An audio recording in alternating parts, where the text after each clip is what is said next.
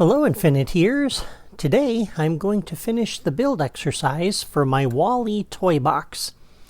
And you may notice that there are a few decorations here that were not here at the end of the previous episode.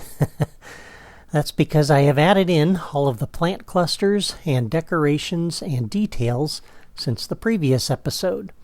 I'll get to those shortly, but first let's build the ramp that goes up and around this tower of trash, which is where I left off last time. And once again, just so you can be reminded of where we are in the toy box, WALL-E's home is over there, and we are on this end of the toy box. Okay? And so as we begin, we're going to start with this small, narrow terrain ramp. And this is where the ramp to get up on top of this thing is going to start. Then we'll pick this piece up and put it back to get to that part of the drawer again. And then we're going to just fit in some terrain blocks here, like that.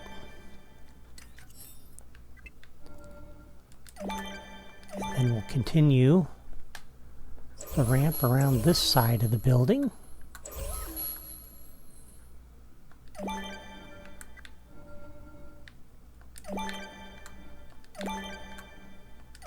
Like that.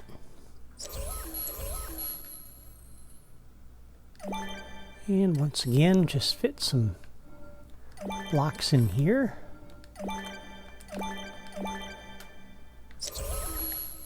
Okay, and then for this side, let me get my screen grabs here. Excuse me. We're going to place these along here.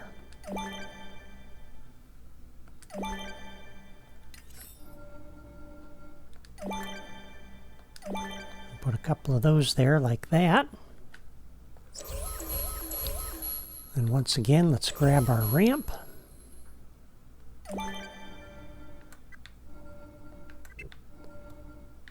And now we'll start going up and around this part of the toy box. Except we're not going to be able to put a second one up here without having the next path hang over. So we'll just do 2 ramps here.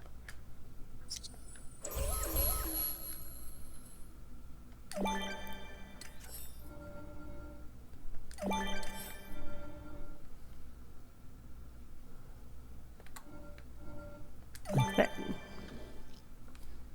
Oh, hold on. We need to slide this over, actually.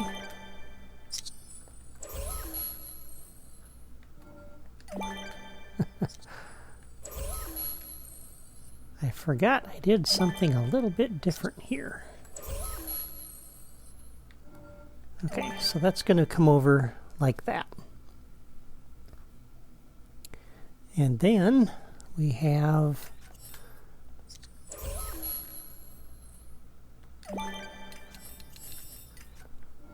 this block, which is going to sit in here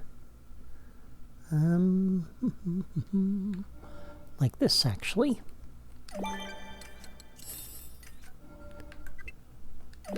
And we'll put 2 of those there like that. And then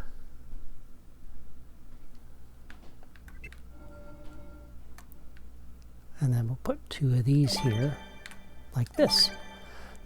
So the tower gets narrower and narrower as we go up and around it.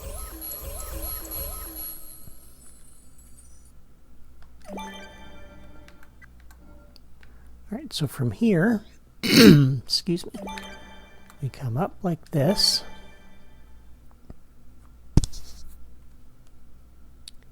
And then we're going to be coming up and around like that.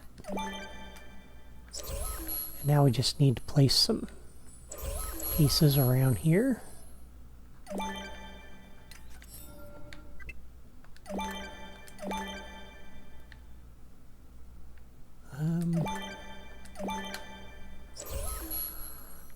Nope, nope, nope. It's got to come over a little bit. It's a little tricky building this.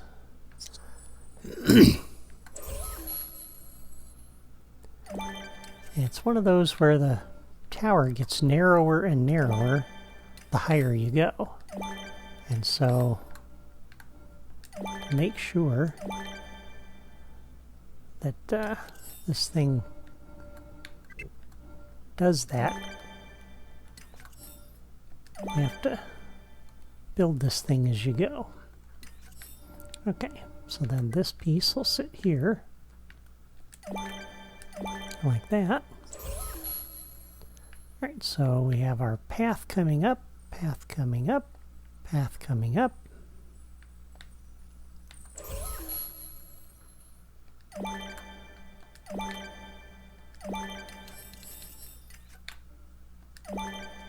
So like that.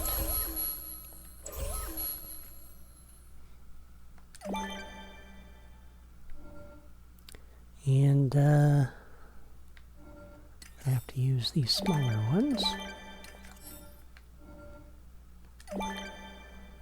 So like that. This will sit in here like this.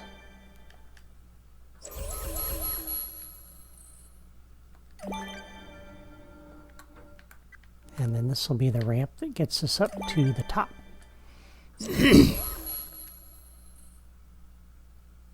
And I think we'll move this over and put a couple of these smaller ones in there. Then we got to fit in a couple of blocks under here like that. And there we go. Now we have a tower of trash that you have to climb. Go round and round and round to get up on top of it. And that is as high as I'm going to take this. Because I want the player to be able to get back and forth across here. I don't want to go too much higher. You'll kind of see that in the next couple episodes as we get into the logic for the challenge for finding and repairing Wall-E. Alright, so that's our tower of trash and the ramp that lets you climb it. And with that, we now have all of the terrain and the major structures and the roads in this toy box. All that's left is to add in all of the little details that will finish off the toy box.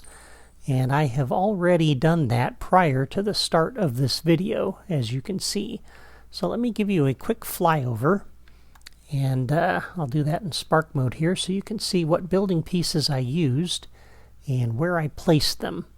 And for those of you who are building this system on your own toy box, or building this toy box for yourselves on your own system, you can pause the video as we go along so you can take a good look at what I've done and copy it in your own toy box. Alright, so out here in the barren area, there's not much. There's just a few plant clusters. This one is lined up with the edge of the ramp over there. And again, these are out of the plants drawer. They're the first 9 pieces, the fantasy terrain pieces. And note the orientation of these with the little sprig there facing that way. And you can kind of look at the texture on the terrain as well to kind of see where I place this. Out here it's not quite so critical, so if you get them close to where I have them, that's fine. They're not going to get in the way of anything. This one sits across from that building over there that's on the road. Again, notice the orientation of the little sprig. This one up here is right on this terrain seam, like you see there. The next one is right on this terrain seam, running down the middle of the toy box, and just like that. You can look out over that way to see where it's placed in relation to those buildings. Over here we have one across from the entrance to the Ultra Store.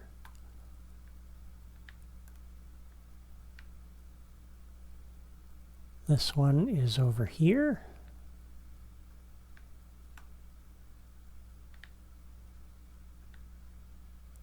found it's helpful too to look at the lines going this way across on the texture, on the terrain there. And you can note 1, 2, 3, 4, 5, 6 of them from the terrain seam here. So that might help you too as you're looking at these. And then this one sits up here like that. Then we get up here, and these are the pieces that I have placed. This is lined up with the middle of the road. This edge of this is lined up with the edge of the road down here.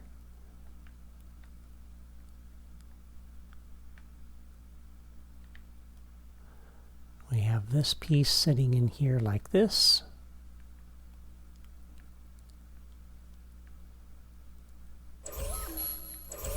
Some pieces up around that building. Some pieces here at the entrance to the subway.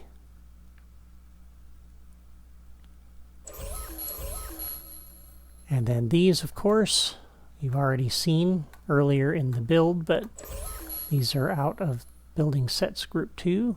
They're the rubble piles. You can see which ones I've used here and where I've placed them.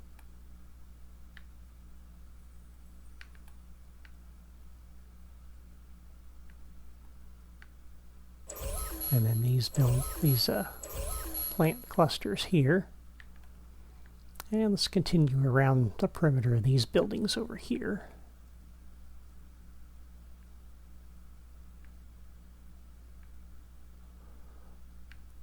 Now you can't go too crazy with these because they do take up memory. So that's why I don't have rubble around every side of the buildings. I kind of avoided these back here because the player doesn't see that too much. And I tried to put them where the player is going to see them the most. But if you're on a system with more memory and you want to add more detail, go right ahead. That's not a problem if your memory will support it.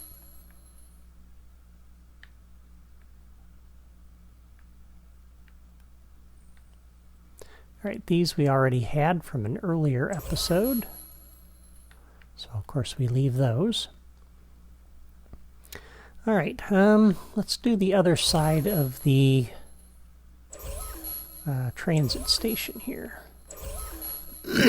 So these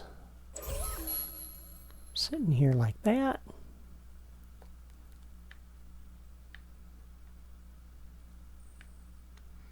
And then we have these two here, and in order to place this one, you have to move that support for the transit platform there, move that aside, drop this in, and then you can put this piece of terrain back. If you try to drop this piece in there with that piece of terrain sitting here, you won't be able to do that. Got one sitting in underneath the platform there, another one there. Excuse me. And then some rubble along those buildings. This is placed with the left edge of those right up against the transit line and right on the terrain seam that runs back and forth here.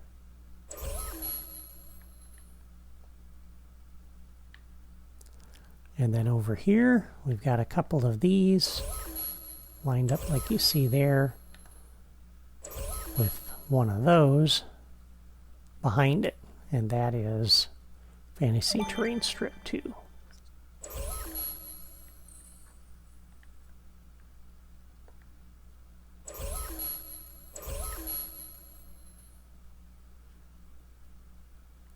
I also added a little piece of terrain over here just to kind of give an idea that might be part of the freeway that collapsed. And if you want, you can add in some extra rubble pieces around here like we did on the other end of the freeway there. But that's up to you. Not sure it really needs it. Okay, let's move over here now. These pieces were already here from an earlier episode. Okay, so over here we have these pieces around that building. A couple of pieces lined up with the terrain seam there. This street lamp is from the Cars playset. It's out of the decorations drawer. It's the street light there.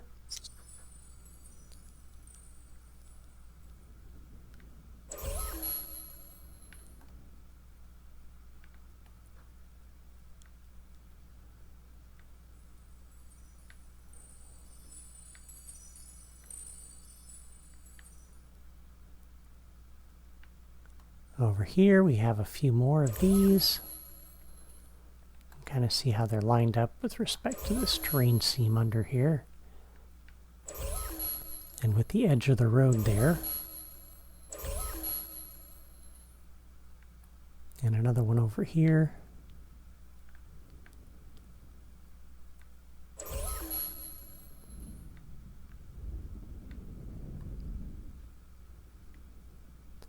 And just following the road around. I didn't put a lot of things back in here because I figure as the player's driving, they're not really going to see that. They're going to be looking over this direction more.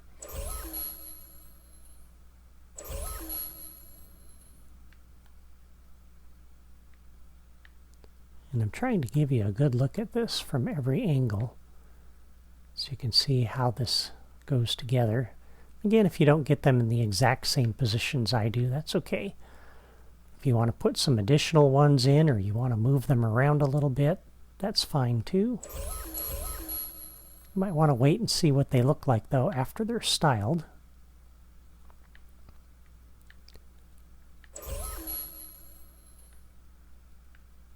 Alright, we have a seam here for the road. That's right where the edge of this plant cluster is. The edge of it's lined up with this terrain seam. And then this one with that seam.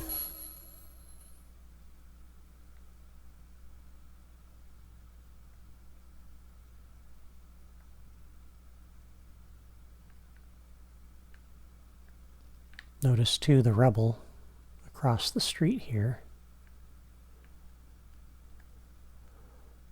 Okay, coming back around over here. Just a little bit of rubble and debris, some plant clusters.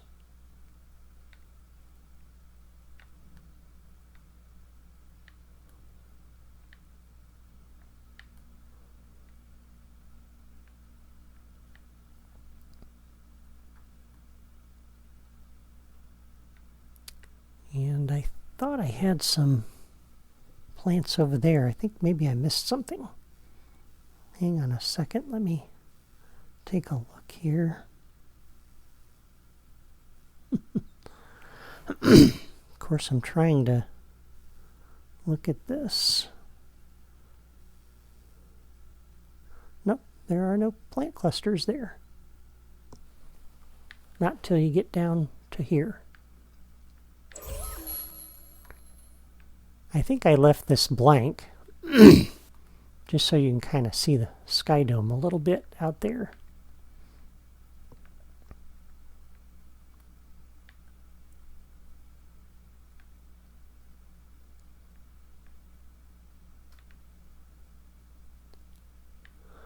Okay, and then down this side, just the one pile of debris there. Some debris over here.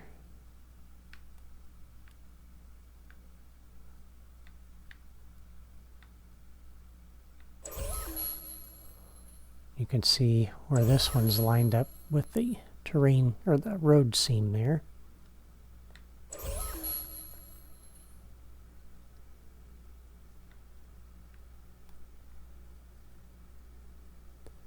We have the edge of the terrain seam here. And you can see how those are lined up. Okay. So those are all of the plant clusters and details that I have added. A couple more things. before we style those. I had noticed that this building over here was a little bit on the short side, so I'm going to pick that up, put it back. Actually had that stacked too high. And the same with this building over here, so I missed that when I built those earlier. Those buildings should look like that. Okay, now to style the plant clusters, all we need to do is apply the WAL-E theme to those and to any terrain that has not yet been themed. And there are two ways you can do that. If you have the power disk for WAL-E's collection, then you've probably already themed all of the terrain. So just place that power disk on your base once again and apply that theme to the plant clusters by going into the styling menu, selecting the WAL-E terrain theme, and do a theme all. It says, are you sure? Yes. And at that point, it will go through and apply the WAL-E theme to all of the customizable plants. And that's what you end up with. And that looks really, really good.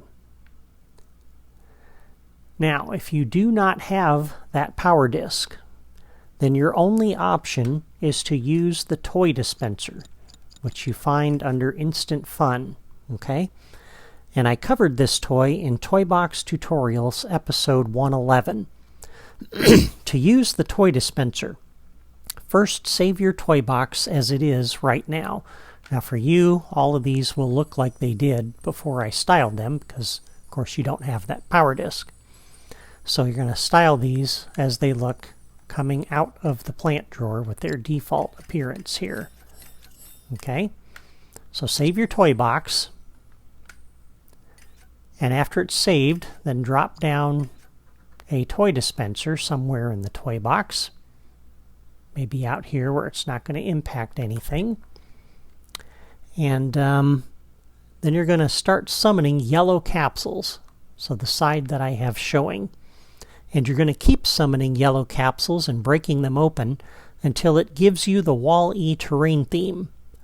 When it gives you that theme, it will automatically apply that theme to all of the terrain, all of the roads, and all of the plant clusters. Okay? So at that point, you can delete the toy dispenser, and then you will need to go back and restore the roads to the Boonta Eve track theme, like I showed you when I built this. You want to make sure you theme all of the roads to be that, because it'll change this to the WAL-E theme, which isn't going to look right. You're also going to want to change the terrain theme for all these pieces of terrain that we used for the overpass. Put that back to the White World theme, okay? That includes this little piece that we dropped down over here. That includes all of these pieces up under here, okay? And you need that so that it looks correct. Everything else uses the WAL-E themes, okay? And then once you've restored the road themes and the overpass terrain theme, then you can save your toy box and you're done. Now, if the toy dispenser gives you a sky, it's automatically going to change that sky, and you're not going to want that. You want the WAL-E sky that we have here, which hopefully you obtained back in episode 2. So if the toy dispenser does give you a different sky, then just exit your toy box without saving it and reload. And then put the toy dispenser back down and start summoning yellow capsules again until you get the WAL-E theme. And if it gives you another sky you don't want, exit the toy box, reload it, keep going till you get that theme. It may take you a while to get it, but keep at it, because eventually it will give it to you. And I know some of you have complained that you've taken an hour or two and it hasn't given you that theme. Well, if you don't like that, the only other choice you have is to go get the power disk. Get it off of eBay or get it somewhere. And if you don't want to do that, then you're just going to have to pick a different theme. Those are really your only 3 options. Is either get the power disk, use the toy dispenser, or just pick another theme that isn't going to look quite right. But if you're happy with it, then go for it. And with that, the build exercise for this toy box is done. Next time, I will start showing you how to hook up the logic for this toy box, beginning with the very first quest to find Wall-E. You won't want to miss that, so if you have not yet subscribed to my channel, be sure to do that before you go. Also, I would appreciate it if you'd hit the like button and leave a comment to let me know what you think of the build now that it's completed. Thank you for watching. I'll see you next time.